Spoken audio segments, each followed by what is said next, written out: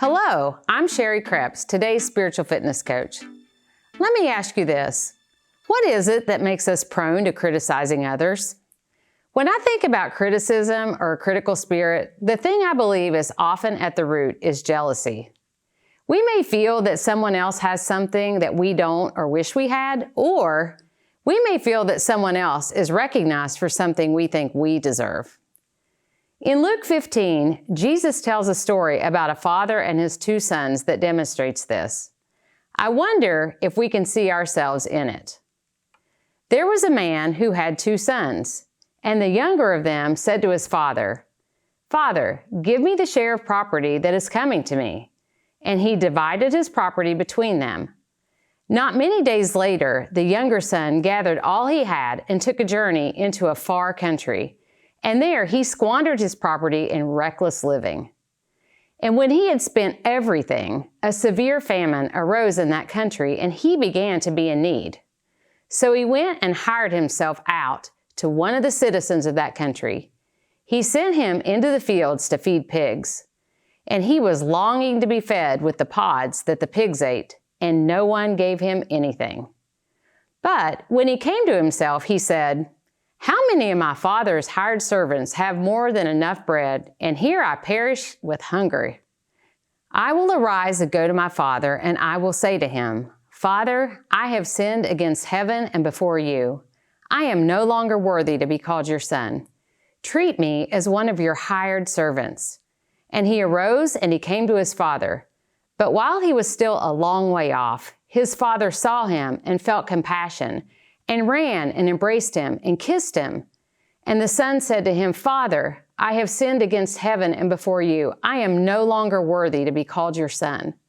But the father said to his servants, 'Bring quickly the best robe and put it on him, and put a ring on his hand and shoes on his feet, and bring the fatted calf and kill it, and let us eat and celebrate. For this my son was dead and is alive again. He was lost and is found.' And they began to celebrate." When I read this story, I think, wow, what a journey the younger son was on. And look what it took for him to come home to his father. Not only that, but look at the son's newfound humility. He was willing just to be a servant in his dad's house.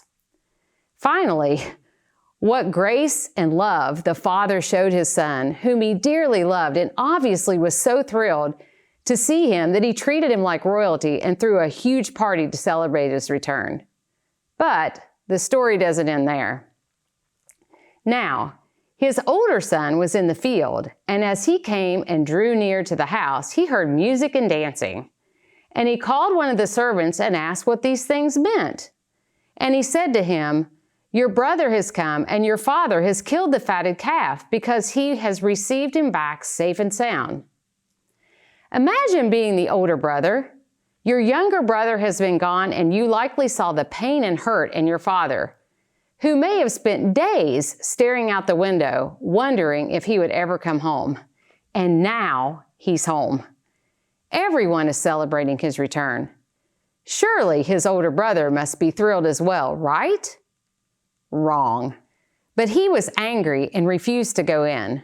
His father came out and entreated him, but he answered his father, "Look, these many years I have served you, and I never disobeyed your command.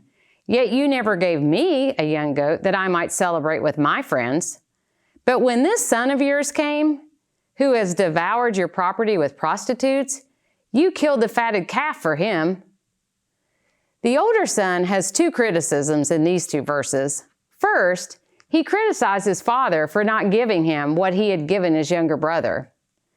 Secondly, he criticized his younger brother for his bad behavior. Notice how he didn't even acknowledge him as his brother. He called him "this son of yours." Now the father responds, and he said to him, "Son, you are always with me, and all that is mine is yours. It was fitting to celebrate and be glad. For this your brother was dead and is alive. He was lost and is found." If we are being honest, isn't there a little bit, or maybe even a lot, of the older brother in all of us? Do you ever feel like, here I am over here working hard at my job, putting in extra hours and going the extra mile, but someone you feel is less committed is getting recognized or awarded, and you feel you are overlooked? How do you respond to that? Do you act like the older brother and criticize your boss and your coworker? Have you ever felt like, I'm making straight A's in school and never in trouble, yet my parents are celebrating my sibling who makes B's and comes home at their curfew time? How do you respond to that? Do you act like the older brother and criticize your parents and point out the faults in your sibling? The way we respond in these situations speaks volumes about our hearts. When we criticize another to make us look more valuable, it shows that we aren't content with who we are and what we already have. So, how can we overcome the desire to criticize others? The key lies in what the father told the older brother, which was, he has always been with him, and all that he has already belongs to him. The same is true of us. God the Father has gifted each of us differently. Instead of criticizing others for what they have or what they have done or have not done, what if we looked at what we already have and are instead of focusing on others and comparing ourselves to them? As you think about how to win today over criticizing others, I want to challenge you with the following 2 action steps. First, spend some intentional time focusing on what God has already given you and thank Him for that. When we are focused on all the ways we are already blessed, we are less likely to be criticizing others.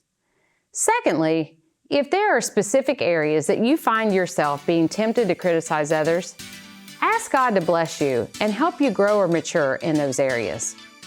Now, go win today.